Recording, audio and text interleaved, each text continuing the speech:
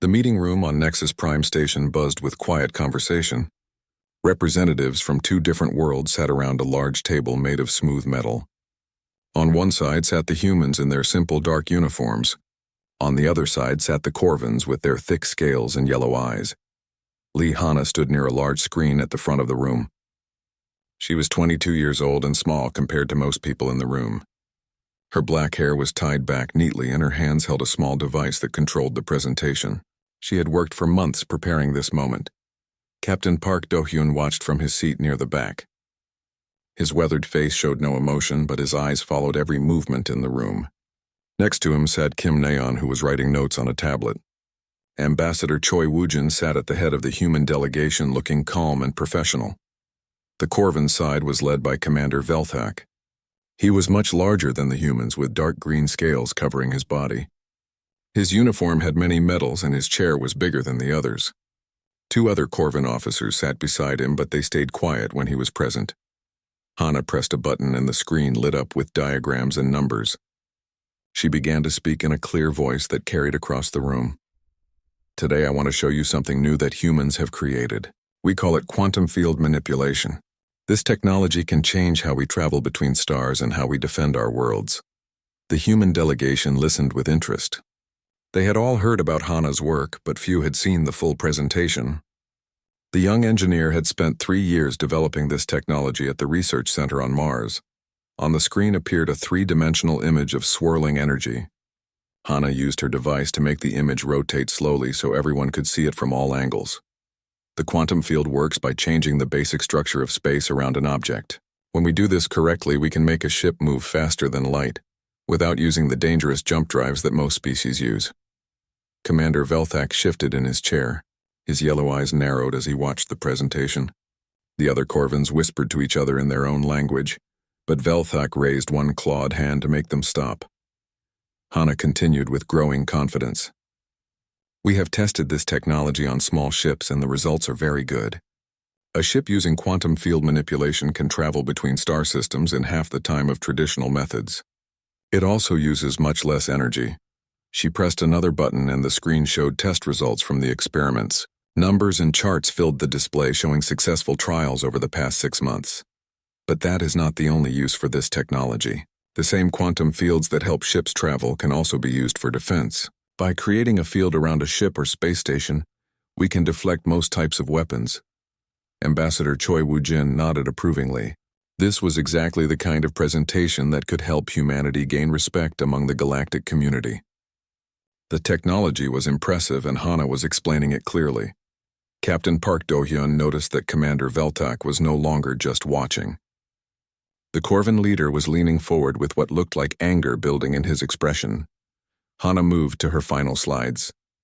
We believe this technology can benefit all species who join us in peaceful cooperation.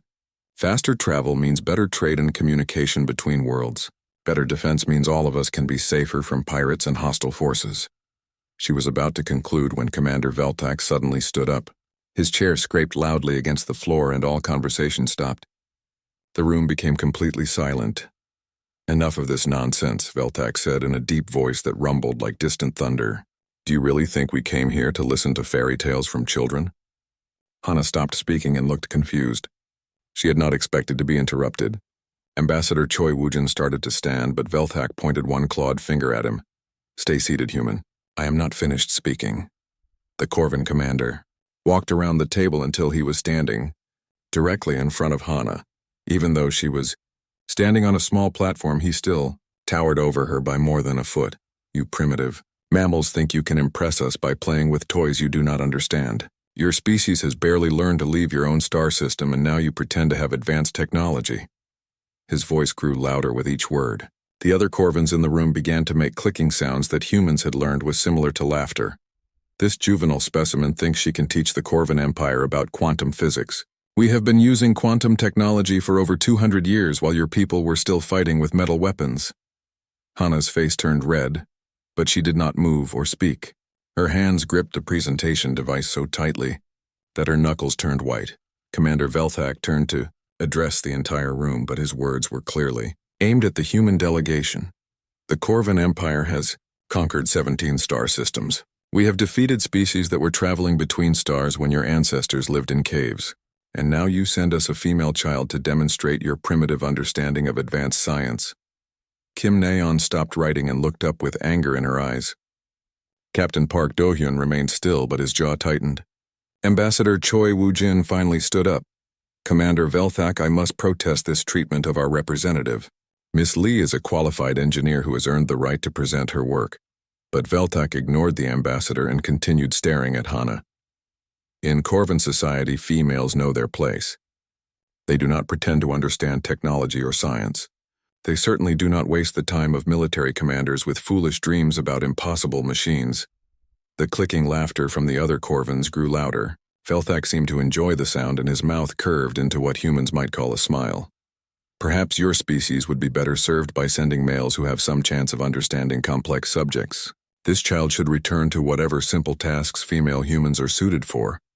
The insult hung in the air like poison. Every human in the room felt the sting of the commander's words. But nobody felt it more than Hana, who had poured her heart and soul into the presentation that was now being dismissed as worthless. Velthak turned back to his seat, looking satisfied with himself. As he walked away, he spoke once more without looking back.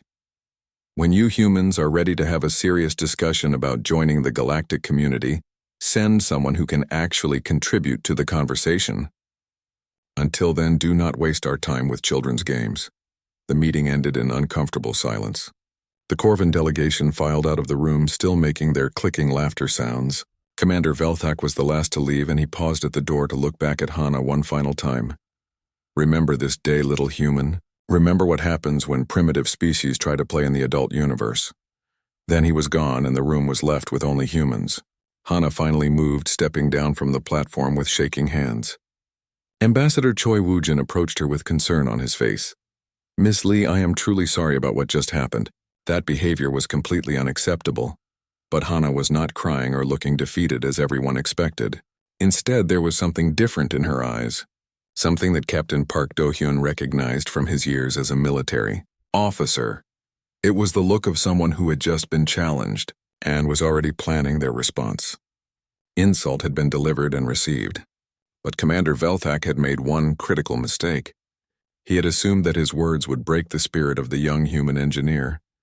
Instead, he had just given her the motivation she needed to prove exactly how wrong he was about everything. 3 hours after the disastrous meeting, Commander Velthak sat in his private quarters aboard the Corvan warship. The room was dimly lit and decorated with weapons from his many victories. He poured himself a drink from a bottle of expensive Corvan liquor and smiled with satisfaction. The communication screen on his desk buzzed with an incoming message. Admiral Ziffon's scaled face appeared on the display. His yellow eyes looked tired but interested. Commander Velthak, I have read your report about the human delegation. Tell me your assessment of their military capabilities. Velthak leaned back in his chair and took a sip of his drink. Admiral, the humans are even weaker than our intelligence report suggested. They sent a female child to demonstrate their most advanced technology. The presentation was pathetic. What about their quantum field research? Our scientists have been working on similar projects for decades. Complete nonsense, sir. They showed us some computer animations and claimed they could manipulate space itself. I've seen primitive species make similar claims before. They understand basic principles but have no idea how to actually use them. Admiral Ziffon made a low growling sound that indicated deep thought. And their military readiness? Non-existent. Their captain looked like an old man past his prime. Their diplomat spent most of the meeting apologizing. When I challenged their engineer, she could not even respond. They are sheep pretending to be wolves. The admiral nodded slowly. Very good, Commander. Prepare a list of demands for the next meeting. I want tribute payments, mining rights, and access to their home system for our survey ships. What if they refuse, sir? Then we will show them what happens to species that do not respect Corvan authority. But I doubt that will be necessary. From your report, they sound ready to surrender already. The communication ended and Velthak finished his drink. He was already imagining the glory he would gain from bringing another species under Corvan control. The humans would be added to the long list of victories that had made him famous throughout the Empire. Meanwhile, in a different part of the station, the human delegation gathered in their conference room. The mood was very different from the celebration happening on the Corvan ship. Ambassador Choi Woo-jin sat at the head of the table looking troubled. Kim Nayeon was reviewing diplomatic protocols on her tablet. Captain Park Do-yoon stood near the window staring out at the stars. Hana sat quietly in a corner chair. She had not spoken much since the meeting ended. Her presentation device lay on the table in front of her, but she had not touched it. "We need to discuss our options," Ambassador Choi Woo-jin said, breaking the silence. "The Corvins clearly do not respect us as equals. This changes our entire negotiation strategy." Kim Nayeon looked up from her tablet. "I have been reading about their previous first contact situations. They use intimidation as a standard tactic. Species that show weakness get conquered. Species that show strength get treated as potential allies. So what do you suggest?" the ambassador asked. "We need to demonstrate that humanity is not as helpless as they think we are." Captain Park Do-yoon finally turned from the window. His expression was serious, but there was something else in his eyes that the others had not seen before. "I may be able to help with that," he said quietly. "There are some things about my background that were not included in the official mission files." Everyone looked at him with surprise. The captain had been chosen for this mission because of his experience with deep space travel and his calm personality under pressure. "What kind of background?" Ambassador Choi Woo-jin asked. "Before I became a commercial ship captain, I spent 15 years in Earth Fleet intelligence. My specialty was studying alien military tactics and finding weaknesses in enemy strategies." Kim Nayeon put down her tablet. "You have been analyzing the Corvins this entire time?" "Since before we left Earth, I have been studying every piece of information we have about their military structure, their weapons, technology, and their expansion patterns." Captain Park Do-hyun walked to the table and activated. The room's display screen, star charts, and tactical information appeared showing Corvin territory and fleet movements. The Corvins have a very predictable pattern. They choose targets they think are weak. They use fear and intimidation to avoid actual fighting when possible. When they do fight, they rely on superior firepower and shield technology. "That does not sound like good news for us," the ambassador said. "Actually, it is very good news. Predictable enemies are vulnerable enemies. The Corvins have become so confident in their methods that they do not adapt when they face something unexpected." Hana finally looked up from her chair. "What kind of unexpected things?" The captain smiled for the first time since the meeting.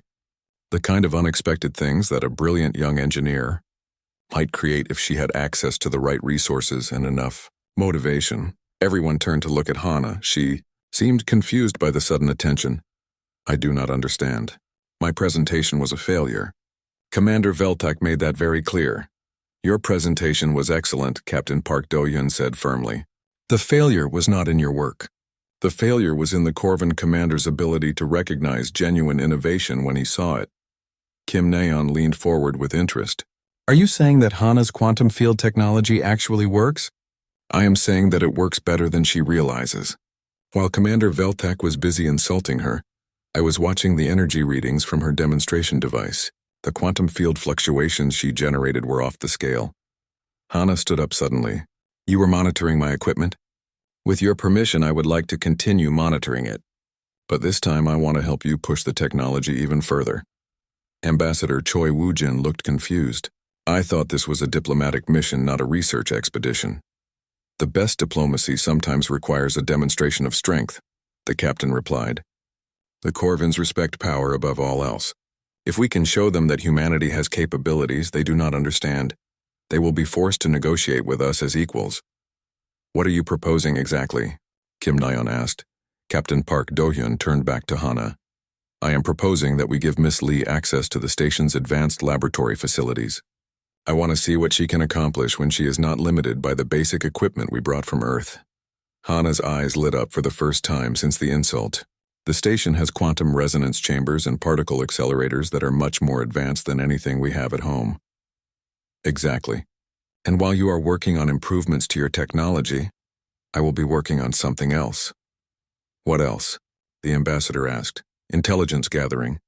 The Corvins are staying on the station for 3 more days. They think we are beaten and helpless, so they will not be careful about security.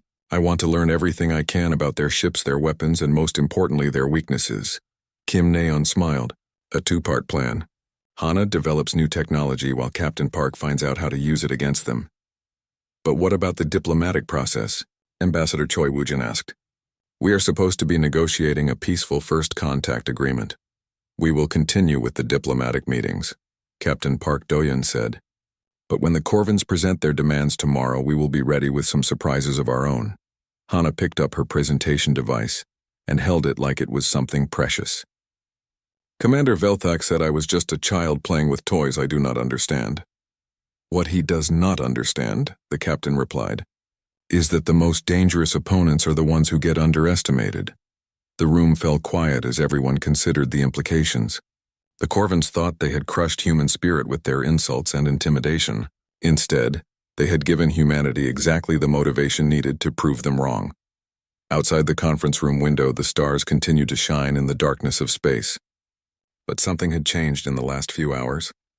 The balance of power was about to shift in ways that Commander Velthak could never imagine. The young engineer he had dismissed as worthless was about to become his greatest threat. The next morning brought an announcement that made everyone on Nexus Prime take notice. Commander Velthak had requested permission to conduct a military demonstration in the nearby asteroid field. He wanted to show the humans exactly what Corvin technology could accomplish. Ambassador Choi Woo-jin received the message while eating breakfast in the station dining hall. He immediately contacted Captain Park Do-hyun, who was already awake and reviewing intelligence reports in his quarters. They want to put on a show, the ambassador said over the communication link. Velthak says it will help us understand the reality of our situation. Captain Park Do-hyun smiled grimly. Perfect. This is exactly what we needed. How is a demonstration of their superior firepower exactly what we needed? Because Hana needs to see their technology in action. She has been working all night in the laboratory and she thinks she found something important. 2 hours later, the observation deck of Nexus Prime was crowded with representatives from multiple species. Word had spread quickly that the Corvins were going to demonstrate their military capabilities. Everyone wanted to see what the famous warriors could do. The human delegation sat together near the large windows that looked out into space. Hana held a small device that looked like a tablet, but had several additional sensors attached to it. She had built it during her night in the laboratory using parts from the station's advanced equipment stores. Captain Park Do-hyun sat beside her reviewing technical specifications on his own screen. Kim Na-yeon was taking notes while Ambassador Choi Woo-jin tried to look appropriately concerned for the watching aliens. In the distance, they could see the Corvin battlecruiser, Dominion Spear, moving toward the asteroid field. The ship was impressive even at this distance. It was 3 times larger than the biggest human warship, and covered with weapons that could be seen even from several kilometers away. Commander, Velthak's voice, came over the communication system speaking to everyone on the observation deck, citizens. Of the galaxy today, you will witness the power that has made the Corvin Empire the dominant force in this sector. Our technology represents hundreds of years of military advancement. The battle cruiser reached the edge of the asteroid field and came to a stop. Its shields became visible as a shimmering blue glow that surrounded the entire ship. Even the other alien species on the observation deck made sounds of appreciation. Observe how our defensive systems protect us from any possible attack. Several small asteroids drifted toward the ship and bounced harmlessly off the shield barrier. The energy field absorbed the impacts without even flickering. Hana watched her sensor device carefully. Numbers and readings scrolled across the small screen as it analyzed the energy patterns coming from the Corvin shields. She made small adjustments to the device settings and continued recording data. Now witness our offensive capabilities. The battlecruiser's main weapons began to charge. Even from this distance, everyone could see the bright red glow building up in the ship's forward section. When the weapons fired, the beam was so intense that the observation deck windows automatically darkened to protect everyone's eyes. The target was a large asteroid about the size of a city block. The plasma beam struck it dead center, and the entire rock mass simply vanished in a flash of superheated gas. Nothing was left except glowing particles that quickly cooled and dispersed. Many of the watching aliens made sounds of fear or amazement. The demonstration was having exactly the effect that Commander Velthak wanted. This is the fate that awaits any species that chooses to oppose the Corvin Empire. We have weapons that can destroy entire cities from orbit and shields that make us invulnerable to retaliation. Hana's sensor device was recording everything. The energy signatures, the frequency patterns, and most importantly the exact wavelengths that the Corvin shields use to deflect incoming attacks. Captain Park Do-hyun leaned over to whisper in her ear. "Are you getting what you need?" She nodded without taking her eyes off the screen. "More than I hoped for. They are showing us everything." The demonstration continued for another 20 minutes. Commander Velthak destroyed asteroid after asteroid with different types of weapons. He showed how the shields could deflect energy beams, physical projectiles, and even explosive devices. The battlecruiser seemed completely invulnerable, but Hana was discovering something that the Corvin commander did not realize he was revealing. Every time the shields deflected an attack, her sensors recorded the exact frequency response. Every energy pattern was being captured and analyzed by her improvised equipment. "The shield technology operates on a rotating frequency spectrum," she whispered to Captain Park Do-hyun. "It changes the defensive frequency every few seconds to prevent exactly what I am doing right now." "But you are still recording it?" "Yes, because there is a pattern to the rotation. It has to cycle back to the starting frequency eventually or the system would become unstable." Captain Park Do-hyun felt his heart rate increase. "Are you saying their shields have a predictable weakness?" "I am saying their shields have a critical resonance point. If you hit them with the right frequency at exactly the right moment, the entire defensive field will collapse." The demonstration was reaching its climax. Commander Velthak had saved the largest asteroid for last. It was roughly the size of a small moon and would require the battlecruiser's most powerful weapon to destroy. Behold the ultimate expression of Corvin military science. The ship's main cannon began charging for what was clearly going to be a massive energy discharge. The weapon required almost a full minute to reach maximum power. During this time, the shields had to be recalibrated to handle the enormous energy feedback. Hana's device went wild with activity. The extended charging sequence was giving her sensors time to map every detail of the shield system's operation. She could see the exact pattern of frequency rotation and the precise timing of the resonance cycles. The final shot was spectacular. The huge asteroid exploded in a brilliant flash that lit up half the star system. Pieces of rock scattered in all directions, but none of them were large, enough to threaten any ships. Commander Velthak's voice returned to the communication system, sounding very pleased with himself. "This concludes our demonstration. I trust that all observing species now understand the futility of opposing Corvin expansion. We are prepared to discuss surrender terms with any delegation that wishes to avoid unnecessary destruction." The observation deck began to empty as various alien representatives returned to their ships. Most of them looked worried or frightened by what they had witnessed. The Corvin display of power had been very effective, but the human delegation remained in their seats. Hana was still staring at her sensor device with an expression of intense concentration. Captain Park Do-hyun waited patiently for her to finish her analysis. Finally, she looked up with eyes that sparkled with excitement and something that might have been revenge. "I know how to destroy their shields," she said quietly. "Not just weaken them or overload them. I know how to make them completely disappear." Kim Nayeon stopped writing in her notebook. "Are you certain?" "Absolutely certain.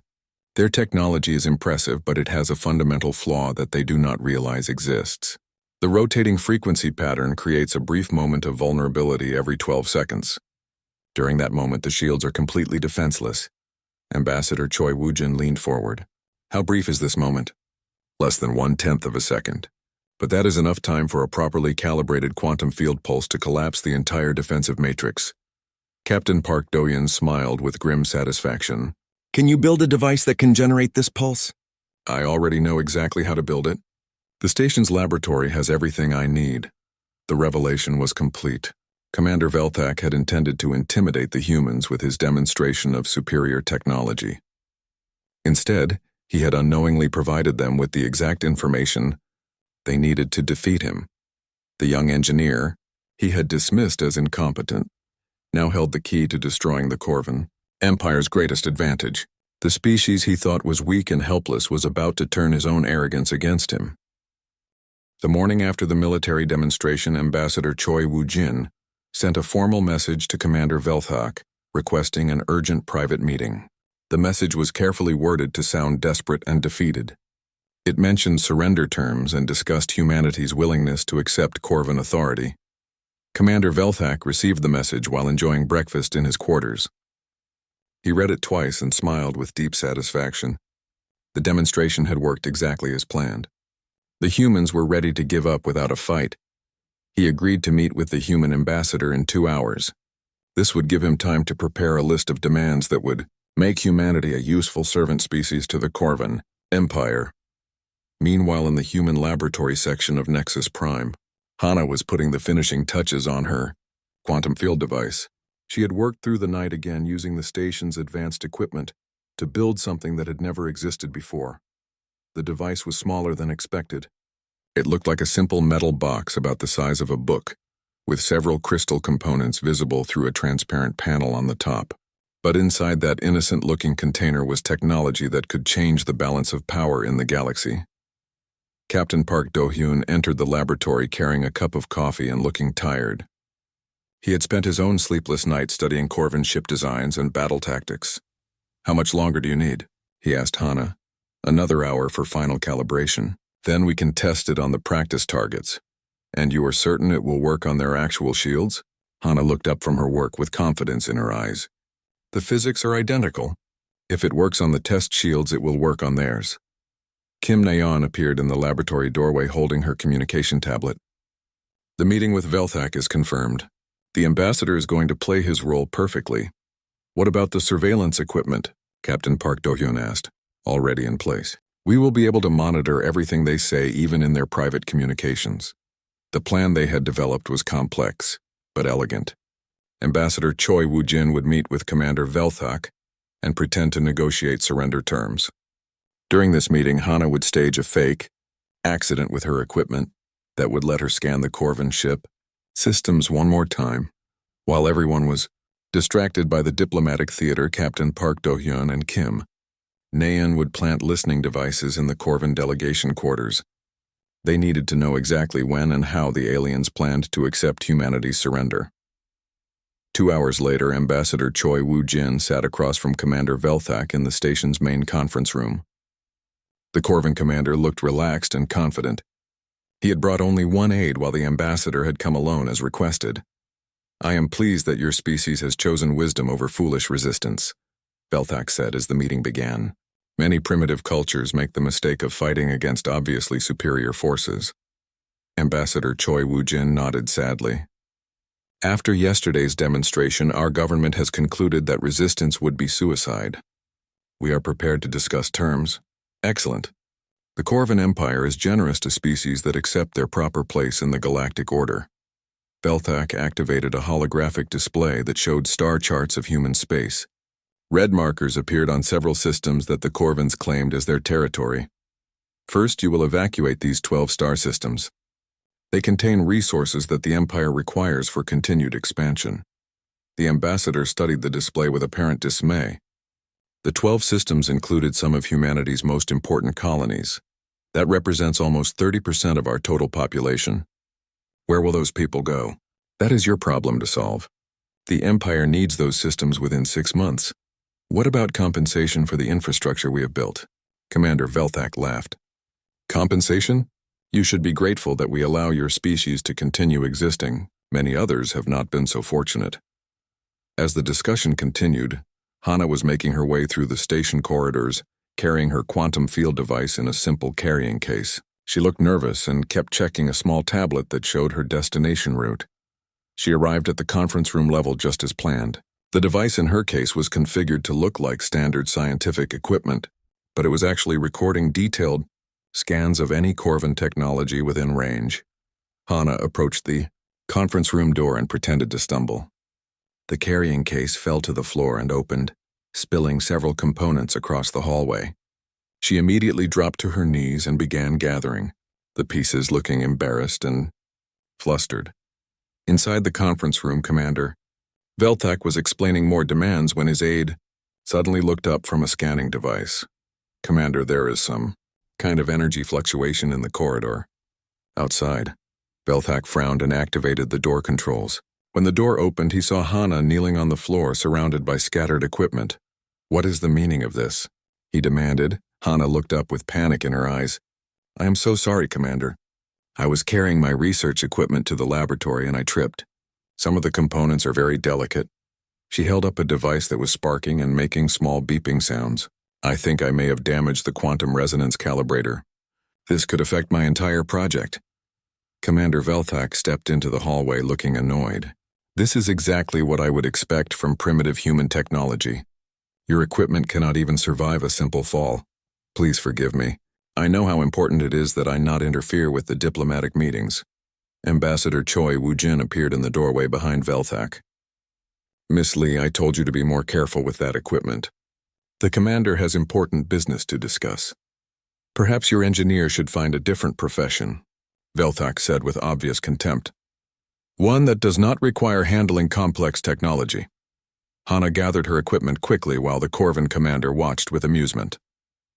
She apologized several more times before hurrying away down the corridor. What Velthak did not realize was that the accident had been completely staged. While he was distracted by Hana's apparent clumsiness, her quantum device had been scanning his personal communication equipment and the advanced sensors built into his uniform. She had also planted 3 nearly invisible listening devices in the corridor outside the conference room. They would record everything the Corvins said even after the official meeting ended. The diplomatic discussion continued for another hour. Commander Velthak presented demand after demand while Ambassador Choi Woo-jin played the role of a defeated negotiator. They discussed tribute payments, technology transfers, and the establishment of Corvin military bases in human space. Finally, Velthak made his ultimate demand. To formalize your species' surrender, you will provide us with one of your warships. We will conduct a ceremonial occupation of this vessel to demonstrate Corvin authority over human space. Ambassador Choi Woo-jin looked shocked. You want us to hand over one of our ships? Not hand over. You will crew the ship normally, but our forces will board it and take symbolic control. This ceremony will be broadcast to all the species in this sector, so they understand the new reality. What kind of ship are you requesting? Nothing too large. A research vessel or light cruiser will be sufficient. The ceremony is more important than the actual military value. Ambassador Choi Woo-jin pretended to consider the demand carefully. I will need to contact Earth for approval. This is beyond my authority to decide. You have 24 hours, Velthak said, standing up from the table. After that, we will choose our own methods of demonstrating human submission. The meeting ended, and both delegations returned to their quarters. But now the real work could begin. The humans had learned everything they needed to know about Corvin plans and expectations. Commander Velthak thought he had just negotiated the surrender of another primitive species. He had no idea that he had actually provided the final pieces of information needed for his own destruction. The trap was set, and he was walking directly into it. 18 hours later, a human ship appeared at the edge of the Nexus Prime system. It broadcast standard identification codes marking it as the research vessel Discovery. The ship looked exactly like what Commander Velthak had requested for his ceremony. The Discovery was 300 meters long with the sleek design typical of human deep space vessels. Its hull markings identified it as belonging to Earth's scientific fleet. Sensor scans showed it carried only basic defensive weapons and no heavy armor. Commander Velthak received the transmission from Ambassador Choi Woo-jin, confirming that Earth had agreed to the ceremonial surrender. The human diplomat sounded defeated and resigned to his species' fate. The Discovery will hold position at coordinates 77 Alpha, the ambassador reported. Captain Park Do-yun has agreed to allow your forces to board for the ceremony. Velthak smiled with satisfaction. Everything was proceeding exactly as planned. In a few hours he would have another glorious victory to add to his record. Inform your captain that we will arrive in 2 hours. The ceremony will be broadcast throughout this sector so that all species can witness human submission to Corvin authority. What Commander Velthak did not know was that the Discovery was not actually a research vessel. It was a modified cruiser that had been disguised to look harmless. Hidden beneath false hull panels were advanced weapons systems and, most importantly, a quantum field generator, built to Hana's exact specifications. Captain Park Do-hyun stood on the bridge of the Discovery reviewing final preparations with his crew. The ship's real identity was known only to a few people, but everyone aboard understood that this mission was critical to humanity's future. Engineering. Report, the captain called. Out. Quantum field generator is online and calibrated. came the reply from the chief engineer. Miss Lee's device is ready for activation on your command. Weapons status? All systems are powered down and showing minimal energy signatures. We look exactly like a helpless research ship. Hana sat at a specially installed console that connected directly to her quantum field device. The equipment she had built on Nexus Prime had been carefully transported to the Discovery and integrated with the ship's power systems. How confident are you about the timing? Captain Park Do-hyun asked her. Completely confident. I have mapped their shield frequency rotation down to the microsecond. When I activate the pulse, it will hit them at exactly the right moment. Kim Naeon was monitoring communications from her station. Multiple alien vessels are taking observation positions. Word has spread that the Corvins are going to conduct a public demonstration of human defeat. Good, the captain said grimly. The more witnesses, the better. In the distance, the Corvin battlecruiser Dominion Spear approached with 2 escort vessels. Commander Veltak had brought his most impressive ships to make sure the ceremony would be properly dramatic. The 3 Corvin vessels moved into formation around the Discovery. Their shields were active and their weapons were powered but not aimed. This was supposed to be a peaceful surrender after all. Commander, Veltak's voice came over the communication system addressing not just the human ship, but all the observing vessels, scattered throughout the area. Citizens of the galaxy, you are about to witness the inevitable result when primitive species challenge the authority of the Corvin Empire. The transmission was being recorded and broadcast to dozens of worlds. Representatives from multiple alien governments were watching to see how the Corvins handled their newest conquest. The human species has recognized the futility of resistance and chosen to accept their proper place in the galactic order. Their surrender will serve as an example to any other worlds that might consider opposing Corvin expansion. Captain Park Do-hyun opened a channel to respond. His voice sounded tired and defeated. Commander Veltak, the Discovery is ready to receive your boarding party. We request mercy for our crew and our species. Mercy will be shown to those who accept Corvin authority without question, Veltak replied. Prepare to be boarded. The 3 Corvin ships moved closer until they were within a few hundred meters of the Discovery. Their shields remained active as a precaution, but no one expected any trouble from the surrendering humans. Now, Captain Park Do-hyun said quietly. Hana activated her quantum field device. The pulse was invisible to normal sensors, but its effect on the Corvin shields was immediate and devastating. All 3 enemy ships found their defensive barriers collapsing simultaneously. For a moment, Commander Veltak could not understand what was happening. His bridge crew called out in confusion as their shield generators showed complete system failure. Shields are down, sir. All defensive systems are offline. How is that possible? Run a full diagnostic.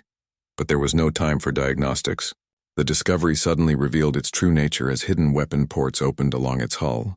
Advanced human plasma cannons emerged from concealed compartments and locked onto the Corvin vessels. This is Captain Park Do-hyun of the Earth Defense Force, his voice now strong and confident. You are surrounded and defenseless. Surrender immediately or face the consequences. Commander Veltak stared at his tactical display in shock. The harmless research vessel had transformed into a heavily armed warship in seconds. Worse yet, his own ships were completely vulnerable without their shields. This is impossible, he said over an open channel. You are primitives. You cannot have technology capable of defeating Corvin defenses. You were right about one thing, Commander, Captain Park Do-hyun replied. This ceremony will serve as an example to other worlds, but not the example you intended. Kim Naeon activated the Discovery's communication system and began broadcasting recordings of Commander Veltak's earlier meetings. His voice filled the communication channels as he insulted not just humans but several other species as well. These primitive mammals think they can impress us by playing with toys they do not understand. This juvenile specimen thinks she can teach the Corvin Empire about quantum physics. Your species has barely learned to leave your own star system, and now you pretend to have advanced technology. The recordings continued playing as alien. Observers throughout the system listened to Veltak's arrogant dismissal of multiple species he considered inferior. His private comments mocking potential Corvin allies were particularly damaging. But the most devastating moment came when Hana's voice joined the broadcast. Citizens of the galaxy, my name is Lee Hana. I am the engineer that Commander Veltak called incompetent and worthless. I want to explain exactly how I defeated the technology he claimed was invincible. Her explanation was clear and precise. She described the quantum field manipulation technique and how it exploited the fundamental weakness in Corvin shield design. Every species listening immediately understood both the brilliance of her solution and the fatal flaw in their former oppressors' defenses. The rotating frequency pattern creates a resonance cascade that makes the shields vulnerable every 12 seconds. Any species with basic quantum technology can now build devices to exploit this weakness. Commander Velthak realized that his military's greatest advantage had just been made worthless. Every enemy of the Corvin Empire now knew exactly how to defeat their defenses. "You have destroyed us," he said over the communication link. His voice had lost all its earlier arrogance. "No, Commander," Captain Park Do-yun replied. "You destroyed yourselves the moment you chose arrogance over respect. The moment you decided that other species were beneath your notice." The ceremony that was supposed to demonstrate Corvin dominance had become a complete reversal of power. The three mighty warships floated helplessly, while the human vessel they had come to humiliate held them at weapon point. News of the defeat spread rapidly throughout the galaxy. Within hours, the first reports of rebellion reached Corvin spaces conquered. Worlds realized their oppressors were no longer invincible. The young engineer that Commander Velthak had dismissed as a child playing with toys had just brought down an empire.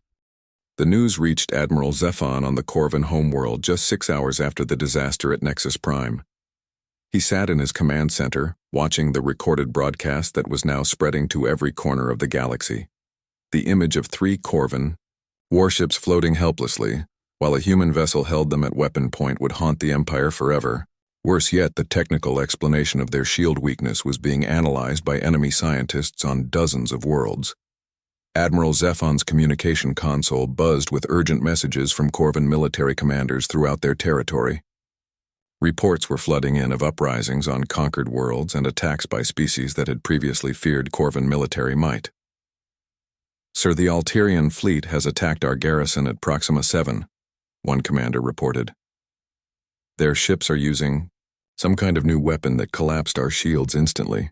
The mining colonies on Kepler Prime have declared independence. They claim they have human support. Enemy forces are moving against our bases in the Vega sector. We cannot maintain defensive positions without functional shield technology." Admiral Zephon closed his eyes and tried to process the magnitude of the catastrophe. In less than 1 day, the Corvin Empire had gone from being the dominant military force in the sector to a collection of vulnerable targets.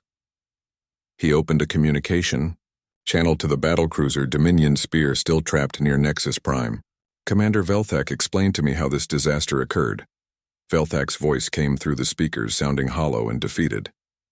"Admiral, the humans used some form of quantum field manipulation to neutralize our shields.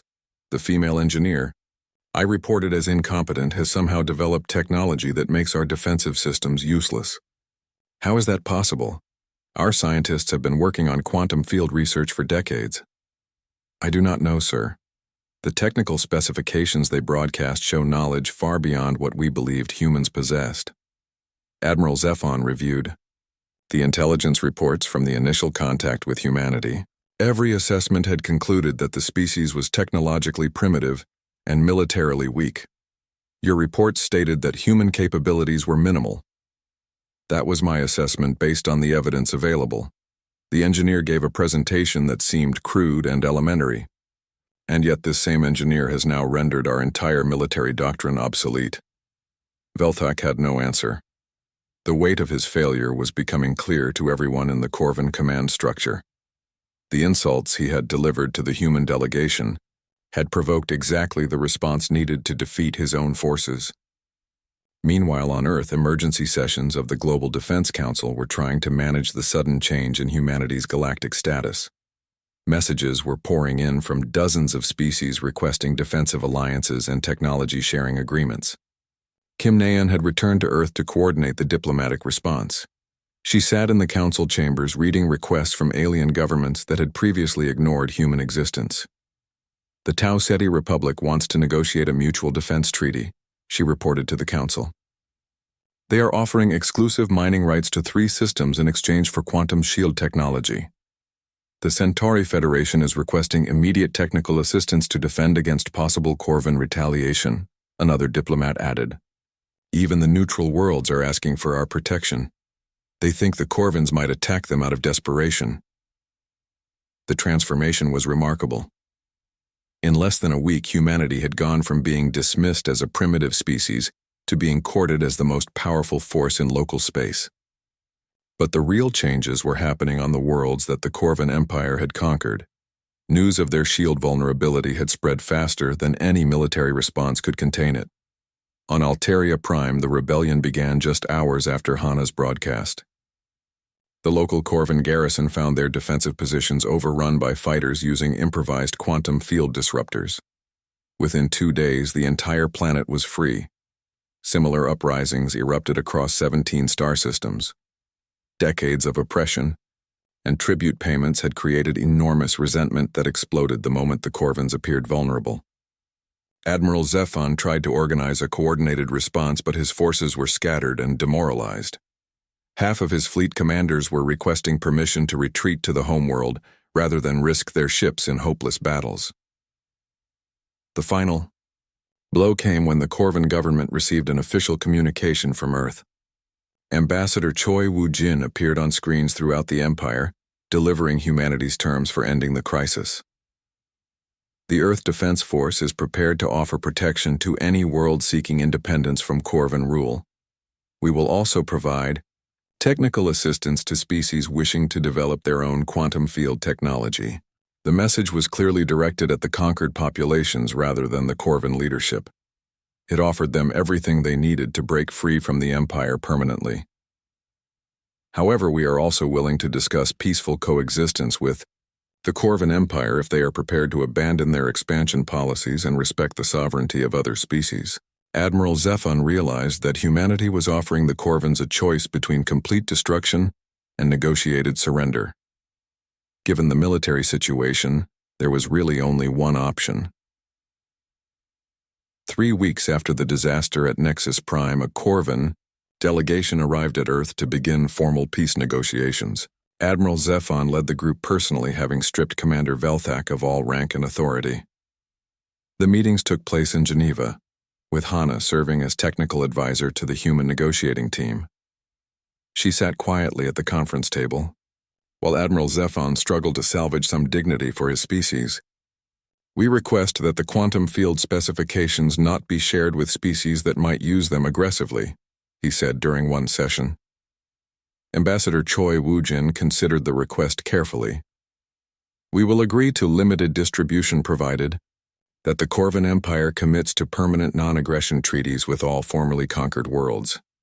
And what about reparations for the damage caused during our expansion period? The Corvin Empire will provide compensation to be determined by neutral arbitrators. This will include returning all stolen resources and technology. The negotiations continued for months, but the outcome was never in doubt. The Corvin Empire was completely dependent on human protection to prevent their former subjects from seeking violent revenge. Commander Velthak spent his final years in exile on a remote Corvin colony world. His name had become synonymous with the greatest military disaster in his species' history. The arrogant officer who had once commanded respect throughout the galaxy was now remembered only for his catastrophic underestimation of human capabilities. Hana, meanwhile, became the most celebrated engineer in known space. Universities on 50 worlds offered her research positions. Her quantum field theories revolutionized technology development across multiple species. But perhaps the most satisfying moment came during the final peace ceremony on Earth. As the treaties were signed, officially ending Corvin expansion and establishing humanity as a major galactic power, Hana was invited to address the assembled delegates. She stood at the same podium where she had once been dismissed as incompetent.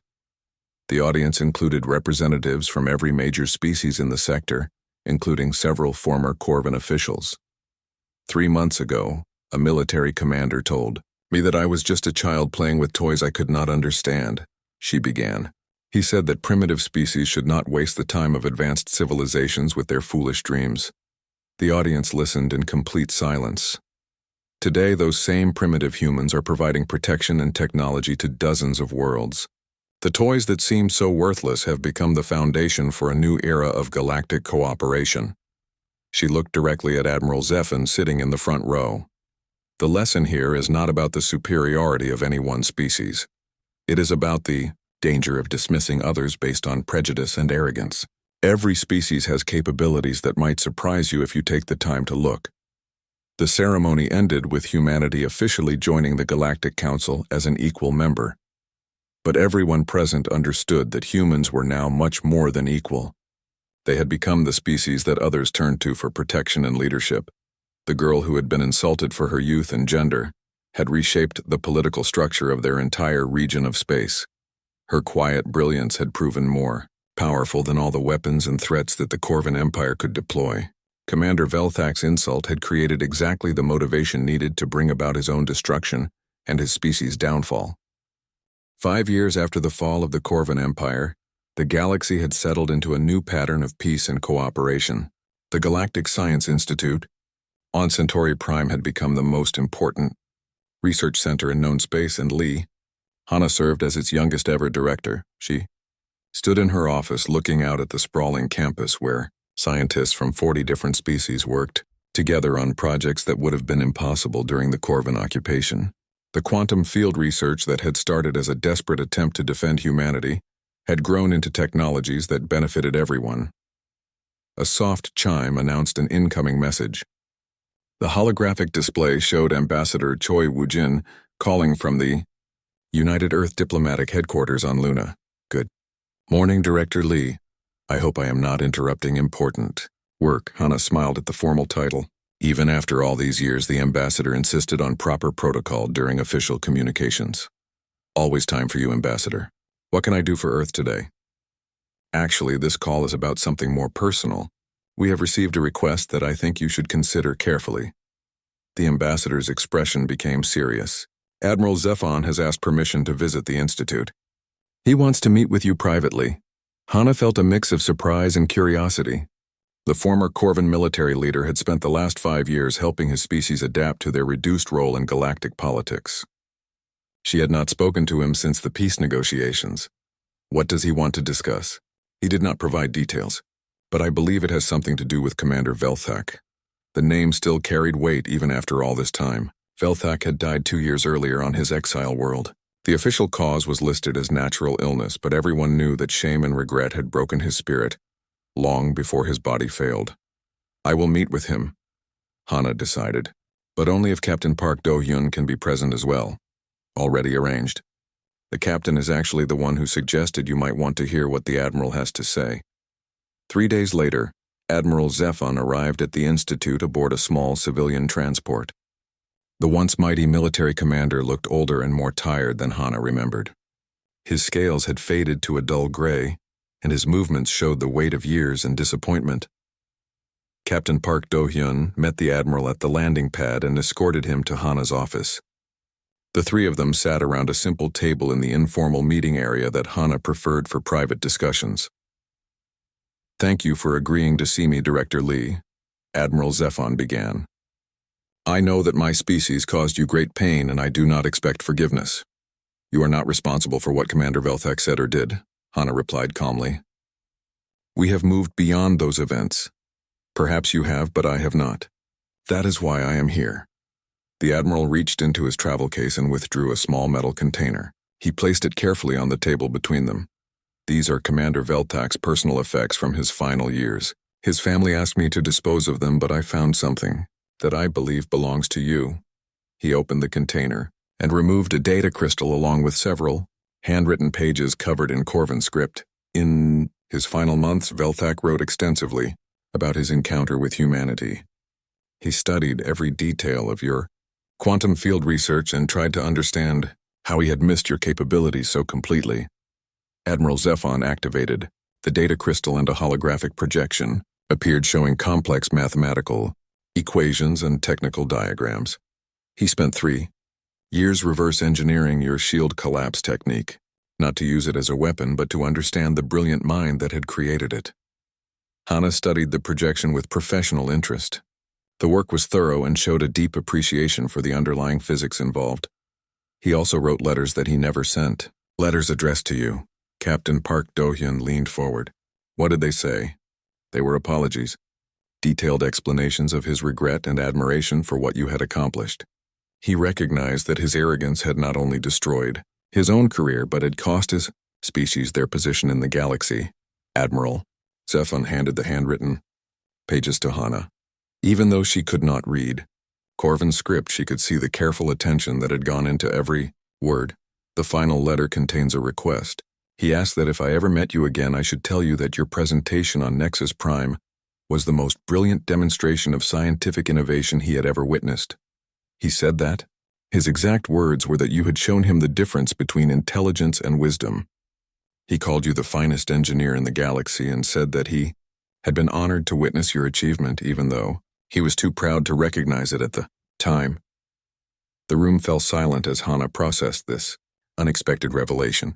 The man who had publicly humiliated her had spent his final years studying and admiring her work. There is more, Admiral Zephon continued. Commander Velthak also made a prediction about your future. He believed that quantum field manipulation was only the beginning of your contributions to galactic science. What kind of prediction? He thought you would eventually solve the problem of faster-than-light communication. His calculations suggested that the same quantum principles that collapsed our shields could be used to create instantaneous communication networks across any distance. Hana exchanged glances with Captain Park Do-hyun. She had indeed been working on quantum communication theory but had not published any of her research yet. How could he have known about that? Because despite his flaws as a person, Commander Velthak was an exceptional scientist. He understood your methods well enough to predict where they might lead. Admiral Zephon stood up and prepared to leave. He wanted you to know that his final years were spent not in bitterness but in appreciation for what you had taught him about the dangers of prejudice and the power of underestimated minds. After the Admiral left, Hana sat alone in her office, thinking about the strange conversation. The man who had been her greatest enemy had become one of her most dedicated students, Captain Park. Do-hyun returned an hour later carrying 2 cups of coffee and wearing a thoughtful expression. What do you think about what he said? He asked. I think it shows that people can change even when it seems impossible. Velthak spent his whole life believing in Corvin's superiority, but in the end he recognized the truth about merit and accomplishment. And the prediction about quantum communication? Hana smiled. Actually, he was right. I have been working on that problem for 2 years. The breakthrough should come within the next few months. Will you name the discovery after him? No, but I will dedicate the research to the memory of everyone who learned to see beyond their prejudices. 6 months later, Hana announced the successful development of instantaneous quantum communication technology. The discovery revolutionized galactic civilization by allowing real-time conversations between worlds separated by hundreds of light years. The technology was shared freely with all species as part of humanity's commitment to galactic cooperation. Within a year, communication networks connected every inhabited world, creating a level of unity that had never existed before. During the announcement ceremony on Earth, Hana took a moment to reflect on the journey that had brought her to this point. The insult that had once seemed so devastating had actually been the catalyst for achievements beyond her wildest dreams. Young scientists from dozens of species now studied at institutes that used her quantum field theories as their foundation. The girl who had been dismissed as incompetent had become the teacher of a new generation of researchers. But perhaps the most important legacy was not technological, but social. The story of how human determination had overcome Corvin arrogance had become a symbol throughout the galaxy. It reminded everyone that progress came from cooperation and respect rather than dominance and fear. In her private moments, Hana sometimes wondered what might have happened if Commander Velthak had chosen encouragement instead of insult during that first meeting. Perhaps the same discoveries would have emerged through collaboration rather than conflict, but she had learned that even the worst moments could lead to the best outcomes if you refuse to let them define your limits. The quantum field research that had started as a response to humiliation had grown into technologies that connected civilizations and expanded the boundaries of what was possible. The legacy of that single moment of cruelty had become a foundation for galactic peace and scientific advancement that would endure for generations. And somewhere in the equations that governed quantum communication, Hana knew that Commander Velthak's final contribution to science would live on as well. The insult had created the engineer. The engineer had created the future.